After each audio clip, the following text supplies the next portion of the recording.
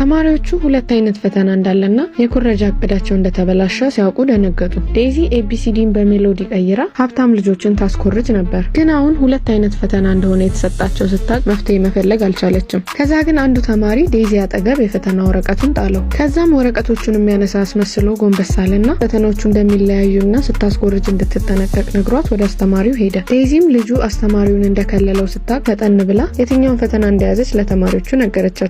ከጎኗ የተቀመጠው ልጅ ደግሞ ሌላኛውን ፈተና ነበር የያዘው። ዴዚም እየዞረች ተማሪዎቹን ማየት ጀመረች። ሁሉም የያዙትን የፈተና አይነት በምልክት አሳዩአት። ዴዚም እሷ የያዘችውን ፈተና ለያዙ ልጆች ለማስኮረጅ ወሰነች። የእሷን ፈተና የያዙትም ልጆች ተዘጋጁ። እጇንም እያንቀሳቀሰች መልሱን ታሰራቸው ጀመር። ሁሉም ኩረጃውን በደንብ አጥንተውት ስለነበረ በፍጥነት ነበር እየሰሩ የነበረው። ዴዚም የመጨረሻውን ጥያቄ መልስ ከሰጠቻቸው በኋላ ሁሉም የእሷን አይነት ፈተና የያዙት ተማሪዎች ተነሱ። ብዙ ተማሪዎች በአንዴ ጨረስን ብለው ሲነሱ ሲያይ ፈታኙ ተገረመ። ዴዚም አጋጣሚ እየጠበቀች ነበር። ተማሪዎቹም አስተማሪውን ሲሸፍኑት ከጎኗ ካለው ልጅ ጋር የፈተና ወረቀት ተቀያየረች። የቀራትም ጊዜ በጣም ትንሽ ስለነበረ ዴዚ ብዙም ሳታስብ ቀጥታ ወደ መልሱ ገባች። ሰዓታትም እያለፉ ፈተናውን ለመመለስ 20 ደቂቃ ብቻ ቀራቸው። ነገር ግን ዴዚ ሂሳብ የምትሰራበት ወረቀቷ ሞልቶባት ነበር። ሁለት ፈተና በዚህች አጭር ጊዜ መስራት በጣም ከባድ ነበር። አስተማሪውም 10 ደቂቃ ቀረ ብሎ ሲናገር ያልሰሩት ተማሪዎች መደነጋገጥ ጀመሩ። ዴዚ ግን ተረጋግታ ለመስራት እየሞከረች ነበር።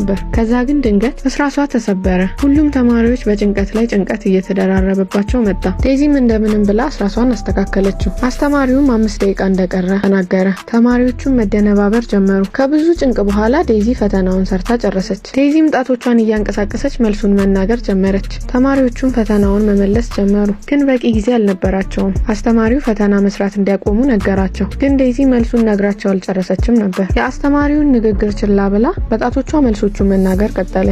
ከዛም አስተማሪው መጥቶ ሲያስቆማት የመጨረሻ መልሷን ልካ ነበር። አስተማሪውን ፈተናውን ከለቀመ በኋላ ተማሪዎቹ በደስታ መቦረቅ ጀመሩ። ሁሉም ስላለፉ ደስ ብሏቸው ነበር። ግን ድጋሚ ያልጠበቁት ሌላ ነገር ተፈጠረ። አስተማሪው ዴዚን ጠራት። የፕሪንሲፓሏ ቢሮም ወሰዳት። አንድ ተማሪ ታስኮርጃለች ብሎ ከሷት ነበር። ዴዚ ራሷን ለመከላከል ብትሞክርም ፕሪንሲፓሏ ግን ምንም እንድታወራ አልፈቀደችላትም ነበር። ሂሳብ ያሰበችበት ወረቀት ላይ የሁለቱም ፈተና ጥያቄዎች ተገኙ። ዴዚ ደግሞ ለዚህ መልስ አልነበራትም። ዴዚም እንዳስኮረጀች ቢታወቅባትም ጎበዝ ተማሪ ስለነበረች ግን ከትምህርት ቤት አልተባረረችም። ነገር ግን ስኮላርሺፕ ተነሳባት።